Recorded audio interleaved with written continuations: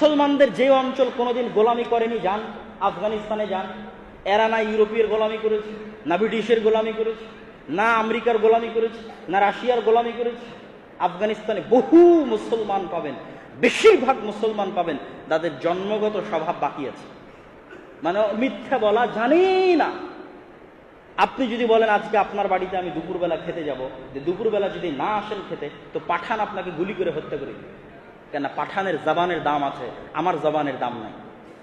কি জন্য ওর জবানের দাম আছে? ও গোলামি করেনি, ও কোনোদিন গোলামি করা শিখেইনি যে আমাকে নত হয়ে 2টা টাকা এই দিক দিয়ে ফাঁকি দিয়ে ইনকাম করতে হবে, 2টা টাকা ধোকা দিয়ে এদিক দিয়ে ইনকাম করতে হবে। যারা গোলাম ছিল তাদের এই স্বভাব হয়েছে। সম্মানিত উপস্থিতি, 2 নাম্বার যে কারণে মুসলমানেরা সারা পৃথিবীতে গোলামের জীবন যাপন করছে সেটা হচ্ছে শিক্ষায় অধঃপতন। 1 নাম্বার কি ছিল? ন্যায়পরায়ণতা, সততা, আমানতদারিতা, ব্যক্তিত্ব, পার্সোনালিটি, চারিত্রিক উন্নতি না থাকা, যেটা আমার নবী মুহাম্মদ সাল্লাল্লাহু আলাইহি ওয়াসাল্লামের ছিল, ওটার সারমর্ম শেষ করে দিয়েছে। 2 নাম্বার শিক্ষা, 3 নাম্বার সুদী অর্থনীতি। শিক্ষা কি? আপনি দেখেন গোটা বিশ্বের মুসলমানদের, দেখেন যে মুসলমানদের কাছে শিক্ষার গুরুত্ব কতটুকু আপনি দেখেন। আপনি যেগুলো আরব বিশ্বের ধনী দেশ তাদের কাছে দেখেন তারা টাকা কোথায় খরচ করছে, পর্যটন আর বিনোদনে কোটি কোটি টাকা খরচ করতেছে। তাদের কাছে শিক্ষা মুখ্য নয়, গৌণ। তারা মনে করছে পর্যটন বিনোদন দিয়ে আমি কোটি টাকা ইনকাম করে নেব। যারা থার্ড ওয়ার্ল্ড মুসলিম কান্ট্রি, বাংলাদেশ, পাকিস্তানের মতো, এরা কোটি কোটি টাকা রাস্তাঘাট, ব্রিজ, কালভার্টে খরচ করতেছে। ভাই, তুমি একটা শক্তিশালী প্রতিষ্ঠান তৈরি করো, শক্তিশালী বিশ্ববিদ্যালয় তৈরি করো, শক্তিশালী গবেষণা ইনস্টিটিউট তৈরি করো, শক্তিশালী অর্থনৈতিক প্রতিষ্ঠান তৈরি করো। জ্ঞান গবেষণার জন্য তোমার ইনভেস্ট কোথায়? আমি যদি গোটা বাংলাদেশের রাস্তা স্বর্ণ দিয়ে বানিয়ে দিই আর বাংলাদেশের মানুষকে না পড়ায়, না শিখাই, তো কালকে কাঞ্চনে যে মেডিকেল হবে, ওই মেডিকেলে ডাক্তারি করার মতো লোক কাঞ্চনে পাওয়া যাবে না, ইন্ডিয়া থেকে ভাড়া করে নিয়ে আসতে হবে। কিন্তু কাঞ্চনের ব্রিজ তো স্বর্ণ দিয়ে তৈরি করা। তাই এটা উন্নতি হলো? উন্নতি শিক্ষায়, জ্ঞানে। আজকের ইউরোপ এবং আমেরিকা পৃথিবী পরিচালনা করতেছে জ্ঞান এবং শিক্ষা দিয়ে। তাদের কাছে অক্সফোর্ড আছে, ক্যামব্রিজ আছে, তাদের কাছে দুবাইয়ের বুর্জ খলিফা নাই। কেন? বুর্জ খলিফা বানিয়ে পৃথিবী শাসন করা যায়? পৃথিবী শাসন করতে হলে ওইরকম জ্ঞান লাগে, ওইরকম বিদ্যা লাগে। ওইরকম জ্ঞান এবং বিদ্যা আল্লাহ সুবহানাহু ওয়া তাআলার সবচেয়ে বেশি। এই জন্য উনি হচ্ছেন রব। দুনিয়াতে যার জ্ঞান বিদ্যা যত বেশি হবে আর পাওয়ার তত বেশি হবে। আল্লাহর জ্ঞান বিদ্যা সবচেয়ে বেশি, আল্লাহর পাওয়ার সবচেয়ে বেশি। এর চেয়ে বড় কোনো দলিল আর লাগবে না। জ্ঞানের গুরুত্বের জন্য এর চেয়ে বড় দলিল আর লাগবে না যে আল্লাহ সবচেয়ে জ্ঞানী, এই জন্য আল্লাহ রব, এই জন্য আল্লাহ ইলাহ। দুনিয়া তো যে জ্ঞানী হবে ওর প্রভাব থাকবে, জাহেল মূর্খের কোনো প্রভাব থাকবে না। এই দিনটা জ্ঞানের দিন। ইকরা বিসমি রাব্বিকাল্লাযী খালাক, পড়ো তোমার প্রতিপালকের নাম। আল্লাযী আল্লামা বিল কালাম, শিখিয়েছেন কলম দিয়ে। এটা জ্ঞানের দিন। আজকে আমরা মুসলমানেরা জ্ঞান থেকে হাজার হাজার মাইল দূরে। কি দিনের জ্ঞান, কি দুনিয়াবি জ্ঞান। আপনি মসজিদে আসেন, মসজিদ কমিটির কাছে আসেন, মসজিদ কমিটির কাছে টাইলস লাগানোর টাকা আছে, এসি লাগানোর টাকা আছে, ফ্যান লাগানোর টাকা আছে, লাইট লাগানোর টাকা আছে, মসজিদে একটা মক্তব চালানোর টাকা নেই। এই জন্য আমি এখন পর্যন্ত 300-র অধিক মসজিদ সফর করেছি। সফর করে বিভিন্ন মসজিদে গিয়ে দেখি যে টাইলস আছে, এসি আছে, সবকিছু আছে, এমনকি এসিও আছে, আর মসজিদে দিন শিক্ষার ব্যবস্থা নেই। তখন মনের কষ্টে বলেছি যে আপনার এসি বাজারে বিক্রি করে মসজিদে মক্তব চালান, আপনার টাইলস বাজারে বিক্রি করে মসজিদে মক্তব চালান, ফ্যান আর লাইট বাজারে বিক্রি করে মসজিদে মক্তব চালান। শিক্ষা উন্নতি। আপনি এই মসজিদ স্বর্ণ দিয়ে যদি বানিয়ে দেন আর এই মসজিদের আশেপাশের মানুষকে যদি দিনের জ্ঞান না দেন, তো একদিন এই মসজিদ বিরান পড়ে থাকবে। বিরান পড়ে থাকা মসজিদের উদাহরণ নেবেন, কর্ডোবায় যান। স্পেনের কর্ডোবায় মুসলমানদের জন্য সবচেয়ে বড় মসজিদ ছিল, আজও আছে। 70,000 মানুষ এক ছাদের নিচে সালাত আদায় করতে পারবে।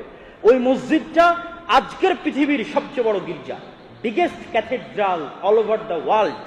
সারা পৃথিবীর সবচেয়ে বড় গির্জা হচ্ছে ওই মসজিদ। ওই মসজিদ এখন আর আজানও হয় না, কেউ ঢুকে সালাতও আদায় করতে পারে না। এখনো কর্ডোবায়, স্পেনের কর্ডোবায় মসজিদ আছে। তাহলে মসজিদ বিরান পড়ে থাকবে। আমাদের নবী মসজিদে নববী তৈরি করেছেন চাকচিক্যের জন্য নয়, মসজিদে নববীর মাধ্যমে মানুষের মধ্যে জ্ঞানের আলো ছড়িয়ে দেওয়ার জন্য।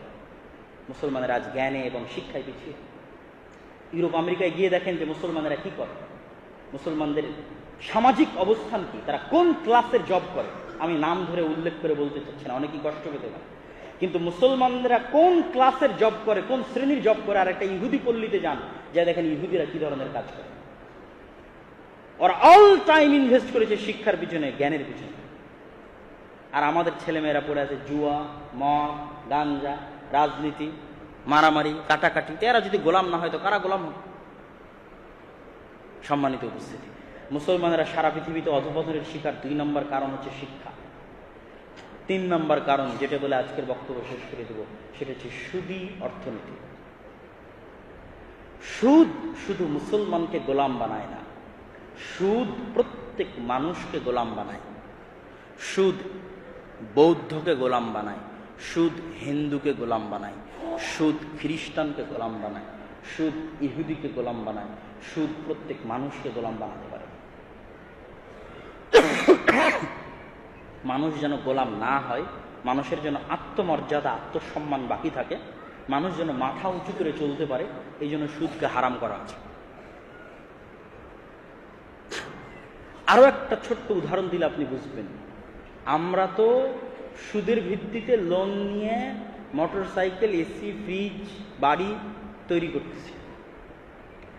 স্বয়ং রাসূল সাল্লাল্লাহু আলাইহি ওয়াসাল্লাম কর্জে হাসানা কিন্তু অনেক গুরুত্বপূর্ণ। এই পয়েন্টটা একটু সূক্ষ্ম, এটা বুঝলে আপনি আমার কথাটা বুঝতে পারবেন। কর্জে হাসানা অনেক বড় ইবাদত। আল্লাহ কোরআন মাজিদে বলেছে, ওয়াকরিদুল্লাহ কারদান হাসানা, তোমরা আল্লাহকে কর্জে হাসানা দাও। মানুষ যদি কর্জে হাসানা চাইতে আসে, তাহলে এটা কাকে কর্জে হাসানা দেওয়া হলো? আল্লাহকে কর্জে হাসানা দেওয়া হলো। এবার দেখেন, কর্জে হাসানাও যদি মানুষ নিতে চায়, তবুও আমাদের নবী মুহাম্মদ সাল্লাল্লাহু আলাইহি ওয়াসাল্লাম মানুষকে কর্জে হাসানা নিতেও নিরুৎসাহিত করেছেন। বুঝেন কথাটা? কর্জে হাসানা নিতেও রাসূল সাল্লাল্লাহু আলাইহি ওয়াসাল্লাম অসংখ্য হাদিসে তার উম্মতকে নিরুৎসাহিত করে গেছেন যে তোমরা কর্জে হাসানাও নিবা না। তাহলে কর্জে হাসানা কখন নিবে মানুষ? অ্যাক্সিডেন্ট করেছে, মেডিকেলে গেছে, মরে যাবে, বাঁচতে পারে না, এখন টাকার দরকার। অসহায় অবস্থায় মা বোন মেয়েকে বিয়ে দিবে, বিয়ে দিতে পারে না, টাকার দরকার। বড় কোনো চিকিৎসার প্রয়োজন, শিক্ষার প্রয়োজন, মানে অসহায় অবস্থায় মানুষ কর্জে হাসানা নিতে পারে। আর তখন কর্জে হাসানা দেওয়া আল্লাহকে কর্জে হাসানা দেওয়া। কিন্তু কেউ কর্জে হাসানা নিয়ে মোটরসাইকেল কিনবে, কেউ কর্জে হাসানা নিয়ে এসি কিনবে, কেউ কর্জে হাসানা নিয়ে গাড়ি কিনবে, এটা ইসলামের, রাসূল সাল্লাল্লাহু আলাইহি ওয়াসাল্লামের শিখানো মূলনীতির সম্পূর্ণ উল্টা। সেখানে সুদের উপর তো আরো বহু দূরে। আমি মনে হয় বুঝাতে পারিনি আমার কথা না বুঝাতে পারলে এটা আমার ব্যর্থতা। আমি ইসলামিক ফাইন্যান্স নিয়ে পড়ে যে সারমর্মটা বুঝেছি ইসলামের, সেটা হচ্ছে লোন বা ঋণ মানুষের মাথাকে নত করে দেয়। সেটা যদি কর্জে হাসানাও হয়, মানুষের আত্মমর্যাদা নষ্ট করে দেয়। এই জন্য কর্জে হাসানাও নিতে রাসূল সাল্লাল্লাহু আলাইহি ওয়াসাল্লাম নিরুৎসাহিত করেছেন। যখন মরে যাচ্ছে তখন নেবে, কিন্তু বাড়ি টিনের ছাদ দেবে এই জন্য কর্জে হাসান নেবে না, এটা ওর মাথাকে নত করে দেবে। আর সুদ গোলাম বানিয়ে দিবে। সুদ শুধু মানুষকে গোলাম বানায় না, সুদ দেশকে গোলাম বানায়, সুদ রাষ্ট্রকে গোলাম বানায়। আমি আমার দেশের নাম উচ্চারণ করছি না, ধরেন পাকিস্তানের কথা বলিনি। পাকিস্তান সেনাবাহিনী একটা গোলাম সেনাবাহিনী, পাকিস্তান রাষ্ট্র একটা গোলাম রাষ্ট্র।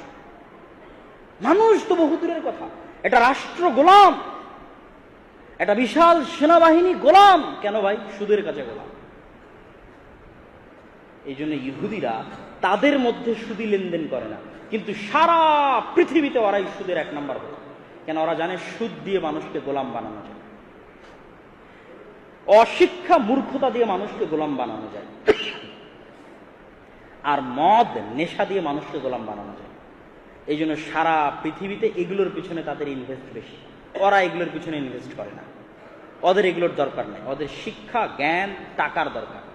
টাকা কেমনে জমাতে হয়, টাকা কেমনে ব্যয় করতে হয়, ওটা ওদের কাছে শিখতে হবে। টাকা ইনকাম করে কেমনে ধনী হতে হয়, সেটা ওদের কাছে শিখতে হবে। টাকা অপচয় ওদের কাছে নাই। আর সারা পৃথিবীর মানুষকে ব্যস্ত রেখেছে, তোমরা জুয়া খেলো, মদ খাও, নেশাগ্রস্ত থাকো, ক্রিকেট ফুটবল নিয়ে ব্যস্ত থাকো, তারপর হচ্ছে মোবাইল, ফ্রি ফায়ার, পাবজি নিয়ে ব্যস্ত থাকো, জাহেল হবা, মূর্খ হবা। এই জাহেল মূর্খকে বম দিয়ে হত্যা করা আর গোলাম বানানো কোনো ব্যাপার না। শিক্ষিত মানুষকে গোলাম বানানো যায় না। যে মানুষ অর্থনৈতিকভাবে স্বাধীন তাকে গোলাম বানানো যায় না। যে মানুষের চরিত্র উন্নত তাকে গোলাম বানানো যায় না। আমাদের বক্তব্যের 3টা সারমর্ম দিয়ে দিলাম। আমার চরিত্র উন্নত, আমি শিক্ষিত, আমি অর্থনৈতিকভাবে স্বাধীন, পৃথিবীতে কেউ আমাকে গোলাম বানাতে পারবে না, কেউ না। আজ আমরা পৃথিবীতে গোলাম হয়ে গেছি কেন? আমার চারিত্রিক উন্নতি নাই। আমি মিথ্যা বলি, ধোকা দেই, মুনাফিকি করি, বোনের সাথে ধোকা, বউয়ের সাথে ধোকা, আত্মীয় স্বজনের সাথে ধোকা, ভাইয়ের সাথে ধোকা। বাপ অন্যায় করছে, বাপ এক ছেলের জমি আরেক ছেলেকে দিয়ে দিচ্ছে, এক বোনের জমি আরেক ভাইকে দিয়ে দিচ্ছে, এক ভাই আর এক জনের জমি লিখে নিচ্ছে। 24 ঘন্টা ধোকা মিথ্যার মধ্যে নিমজ্জিত মুসলমানেরা। তাহলে চারিত্রিক উন্নতি নাই। 2 কি নাই? শিক্ষা নাই, মূর্খ। 3 কি নাই? অর্থনৈতিক স্বাধীনতা নাই। কেননা ও সুদের ঋণে জড়িত, ও না ওর দেশ জড়িত, ওর প্রধানমন্ত্রী জড়িত, ওর পুরো রাষ্ট্র জড়িত, গোটা মুসলিম বিশ্ব জড়িত। কেন মুসলিম বিশ্বের কেউ মুখ খুলতে পারে না? সব গোলাম, অর্থনৈতিকভাবে গোলাম, শিক্ষার কাছে গোলাম, চারিত্রিক উন্নতির কাছে গোলাম। এই 3টে জিনিসই ওদের কাছে ওরা নিয়ে রেখেছে। সম্মানিত উপস্থিতি, আল্লাহ সুবহানাহু ওয়া তাআলা আমাদেরকে আজকের এই বক্তব্য থেকে শিক্ষা নিয়ে অন্তত আমাদের নবী যেমন জন্মগত সত্যবাদী ছিল, আল্লাহ আমাদের সত্যবাদী হওয়া, বাপ মায়ের প্রতি ন্যায় পরায়ণ, ভাই বোনের প্রতি ন্যায় পরায়ণ, স্ত্রীর প্রতি ন্যায় পরায়ণ, ঊর্ধ্বতন কর্মকর্তার প্রতি ন্যায় পরায়ণ, অধস্তন কর্মকর্তার প্রতি ন্যায় পরায়ণ, সত্য বলা এবং ন্যায় পরায়ণ হওয়ার তৌফিক দান করুক, বলেন আল্লাহুম্মা আমিন। আল্লাহ সুবহানাহু ওয়া তাআলা আমাদের মসজিদগুলোতে, আমাদের শিক্ষা প্রতিষ্ঠানগুলোতে শিক্ষার পিছনে ইনভেস্ট করানোর অভ্যাস আল্লাহ আমাদের প্রদান করুক, বলেন আল্লাহুম্মা আমিন। প্রত্যেকটা মসজিদে মক্তব চালু করবেন, দিন শিক্ষার ব্যবস্থা করবেন, শিক্ষার পিছনে ইনভেস্ট করবেন, শিক্ষা আগে। 3, আল্লাহ সুবহানাহু ওয়া তাআলা যেন আমাদেরকে সুদের গোলামি মুক্ত অবস্থায় জীবনযাপন করার তৌফিক দান করেন, আল্লাহুম্মা আমিন।